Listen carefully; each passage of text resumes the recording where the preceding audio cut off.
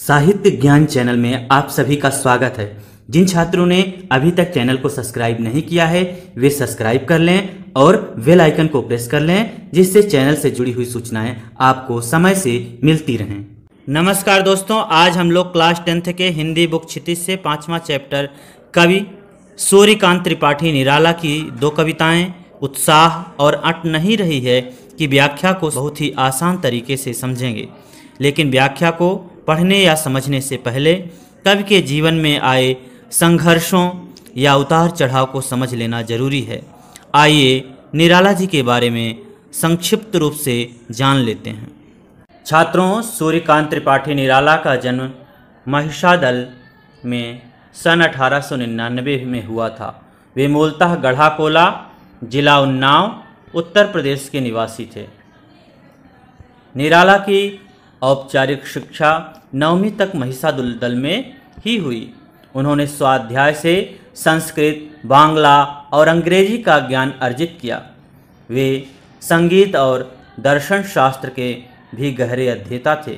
रामकृष्ण परमहंस और विवेकानंद की विचारधारा ने उन पर विशेष प्रभाव डाला। निराला का पारिवारिक जीवन दुखों और संघर्षों से भरा था। आत्मीयजनों का असामयिक निधन ने उन्हें भीतर तक तोड़ दिया। साहित्यिक मोर्चे पर भी उन्होंने अनवरत संघर्ष किया। सन 1961 में उनका देहांत हो गया। उनकी प्रमुख काव्य रचनाएं हैं अनामिका, परिमल, गीतिका, कुकुरमुत्ता और नए पत्ते। उपन्यास के क्षेत्र में देखा जाए, कहानी के क्षेत्र में देखा जाए या आलोचना या निबंध लेखन में भी उनकी ख्याति बहुत ही अविस्मरणीय रही है। बहुत ही अच्छा उन्होंने साहित्य के क्षेत्र में, चाहे वो उपन्यास हो, कहानी हो, निबंध हो, सभी क्षेत्रों में उन्होंने बहुत ही अच्छी ख्याति अर्जित की है, अर्थात उनकी बहुत सी अच्छी रचनाएं हैं। निराला रचनावली के 8 खंडों में उनका संपूर्ण साहित्य प्रकाशित है। निराला विस्तृत सरोकार के कवि हैं। दार्शनिकता, विद्रोह, क्रांति, प्रेम की तरलता और प्रकृति का विराट तथा उदात्त चित्र उनकी रचनाओं में उपस्थित है। उनके विद्रोही स्वभाव ने कविता के भाव जगत और शिल्प जगत में नए प्रयोगों को संभव किया। छायावादी रचनाकारों में उन्होंने सबसे पहले मुक्त छंद का प्रयोग किया। शोषित, उपेक्षित, पीड़ित और प्रताड़ित जन के प्रति उनकी कविता में जहां गहरी सहानुभूति का भाव मिलता है, वहीं शोषक वर्ग और सत्ता के प्रति प्रचंड प्रतिकार का भाव भी देखने के लिए मिलता है। उत्साह एक आवाहन गीत है जो बादल को संबोधित है। बादल निराला का प्रिय विषय है।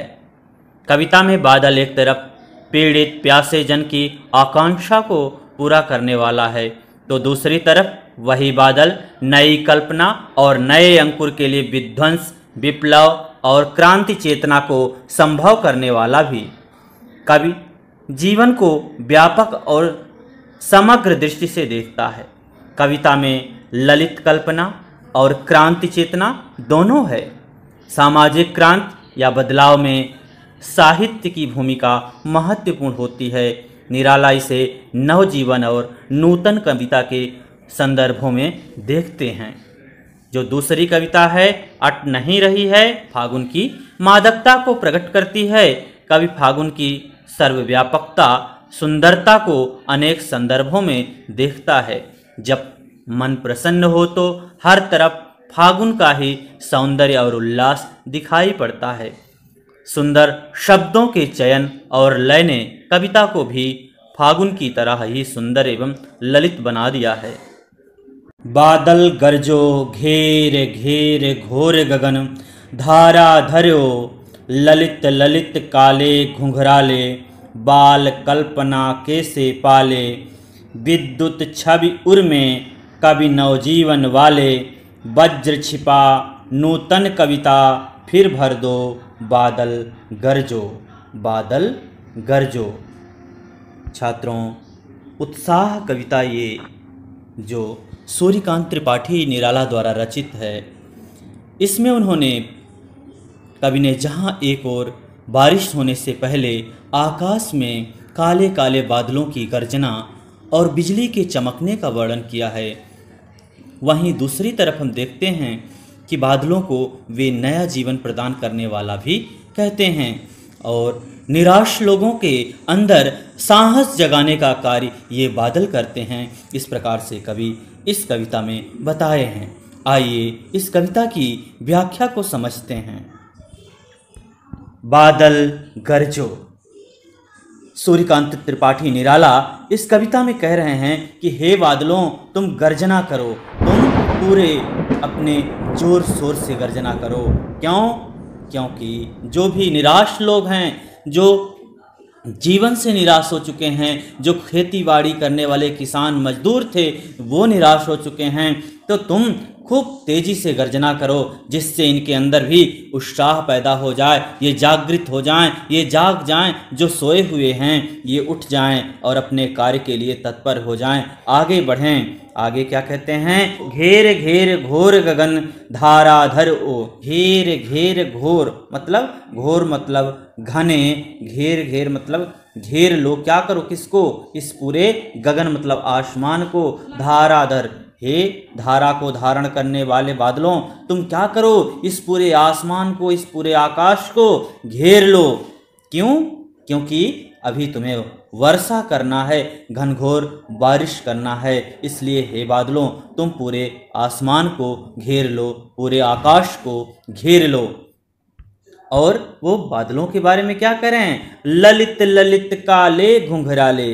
बिल्कुल सुंदर सुंदर, ललित ललित मतलब सुंदर सुंदर, काले काले घुंघराले मतलब कि बिल्कुल काले काले घुंघराले, जैसे छोटे छोटे बच्चों के घुंघराले बाल होते हैं, इसी प्रकार सुंदर सुंदर काले काले बादल पूरे आकाश को क्या करो? घेर लो। बाल कल्पना के से पाले। और जैसे बच्चों की कल्पनाएं होती हैं अनगढ़, जिनका कोई स्वरूप नहीं होता, वो उनकी कल्पनाएं लगातार बदलती रहती हैं, उसी प्रकार से देखिए ये आसमान में जो बादल हैं वो भी लगातार बदल रहे हैं, वो भी अपना स्वरूप बदल रहे हैं। ठीक कवि उसी प्रकार से कह रहा है कि जिस प्रकार से बच्चों की कल्पनाएं बदल जाती हैं, ठीक उसी प्रकार से आप जो काले काले बादल आसमान में छाए हुए हो, अनगढ़ से एकदम घुंघराले बालों से प्रतीत हो रहे हो, आप लोग क्या कर रहे हो? बार बार बदल जा रहे हो, एक ही स्वरूप में नहीं रहते हो। आगे वे क्या कहते हैं? कहते हैं विद्युत छवि उर में कवि नवजीवन वाले,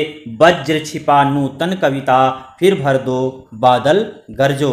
कहते हैं हे बादलों, जो आप अपने उर में, अपने हृदय में ये बिजली छिपा रखे हैं, विद्युत छिपा रखे हैं, बिजली को छिपा रखे हैं, उससे क्या करो?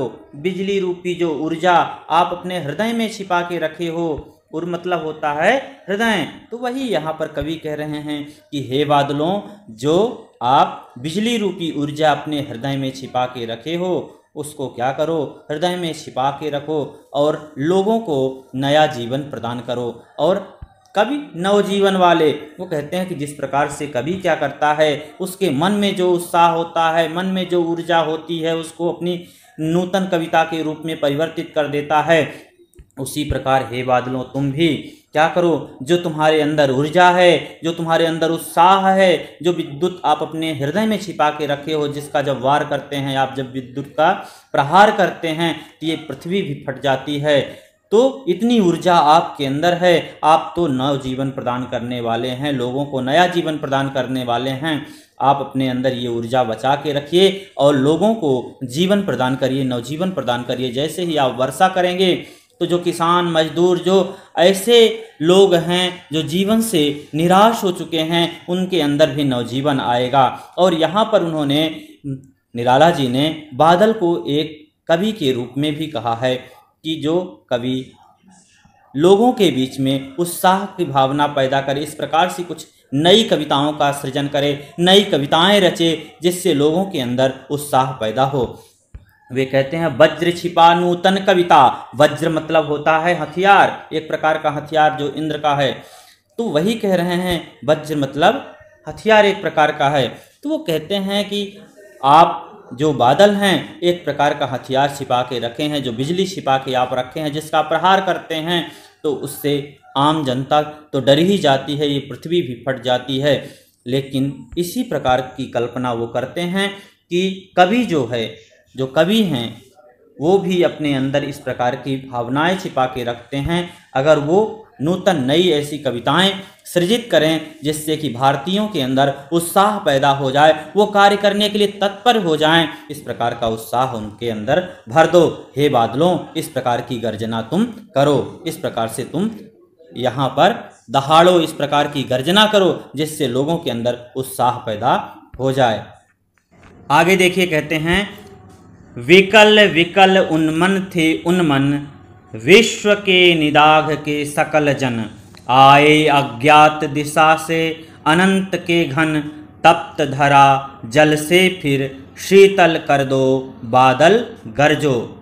तो यहाँ पर सूर्यकांत त्रिपाठी निराला ये बताना चाहते हैं कि जो इस प्रकार से भीषण गर्मी पड़ रही है, जिस गर्मी से पूरे लोग परेशान हैं, आम जनता परेशान है, और गर्मी के बाद ही क्या होता है, बरसात का समय आता है, वर्षा का समय आता है।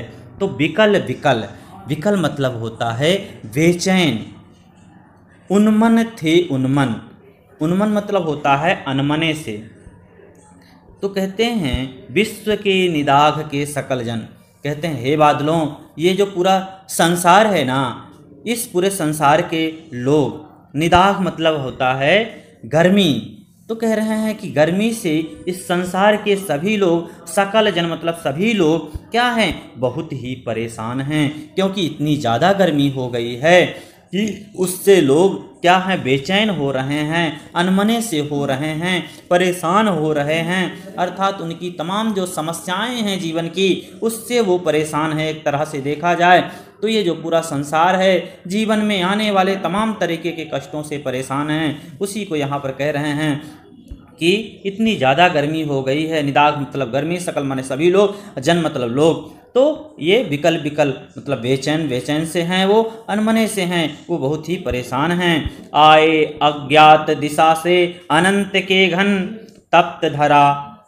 जल से फिर शीतल कर दो। कहते हैं कि इसी समय जब इस प्रकार से ये पूरी धरा तप रही थी, धरती तप रही थी, उसी समय अज्ञात दिशा से अनंत घन, अनंत मतलब जो जिसका कोई अंत ना हो, ऐसे आकाश में, घन मतलब बादल, तो आकाश में क्या हुआ, इसी समय ऐसा मालूम नहीं हुआ कि किस दिशा से इतने बादल आ गए, क्योंकि बादलों का कोई ये मालूम नहीं चलता कि किस दिशा से आ रहे हैं।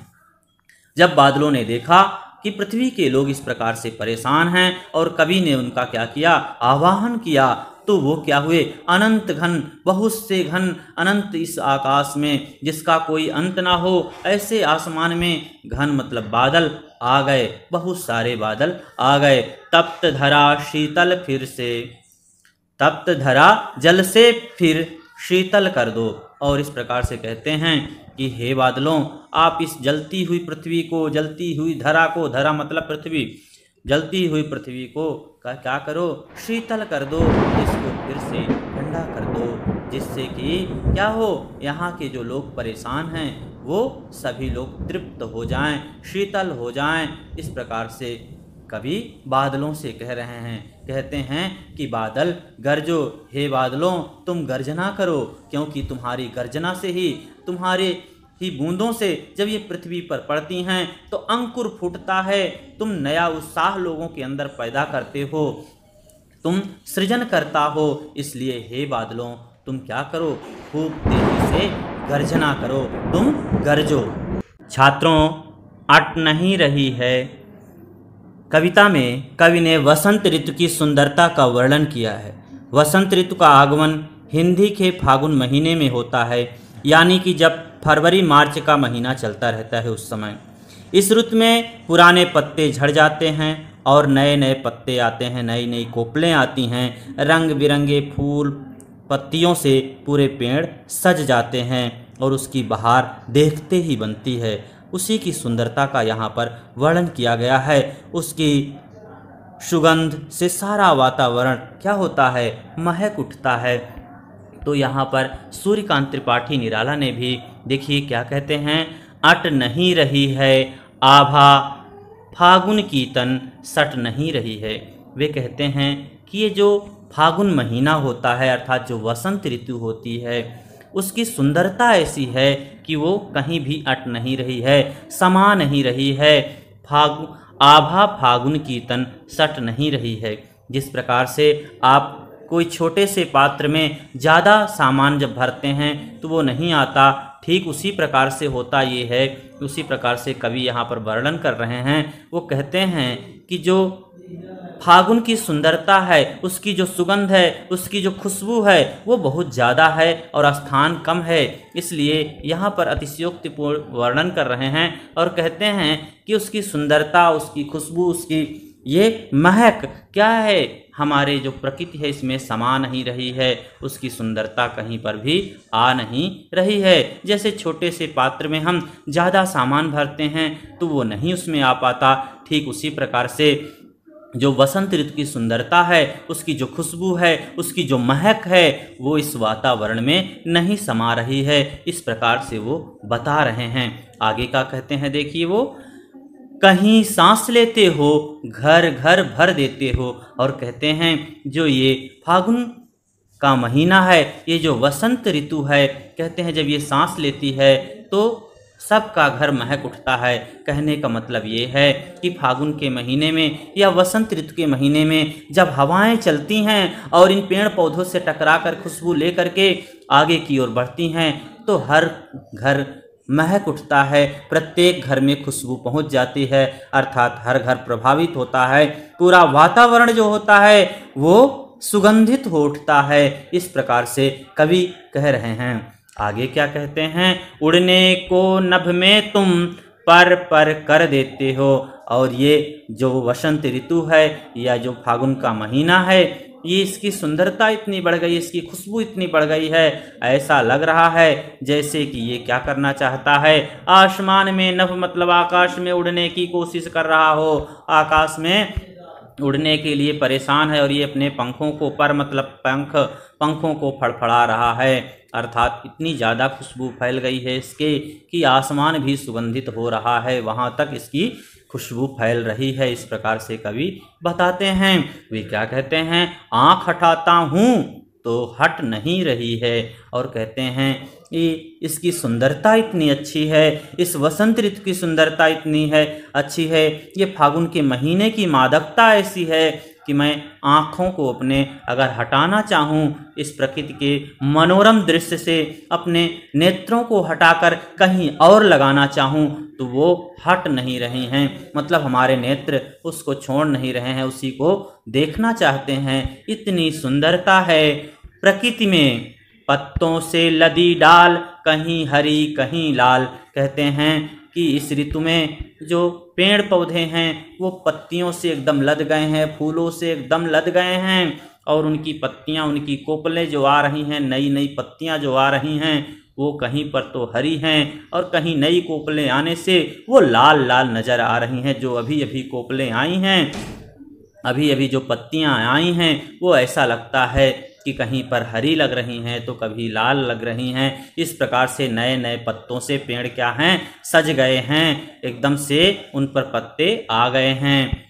कहीं पड़ी है उर में मंद गंध पुष्पमाल। और कहते हैं कि ये जो प्रकृति रूपी देवी है वो क्या है, ऐसी एकदम सुंदरता चारों तरफ बिखेरी है। वो क्या कर रखी है, अपने उर मतलब हृदय में, मंद गंध मतलब धीरे धीरे खुशबू फैलाने वाले पुष्पों की ऐसा लगता है जैसे कि इन्होंने माला पहन रखा हो। जैसे कि आप देखते हैं जब होता ये है कि वसंत ऋतु आती है, पेड़ पौधे फूलों से जब सज जाते हैं तो दूर से देखने पर ऐसे लगते हैं जैसे कि उन्होंने क्या कर रखा हो, पुष्पों की, फूलों की माला पहन रखा हो।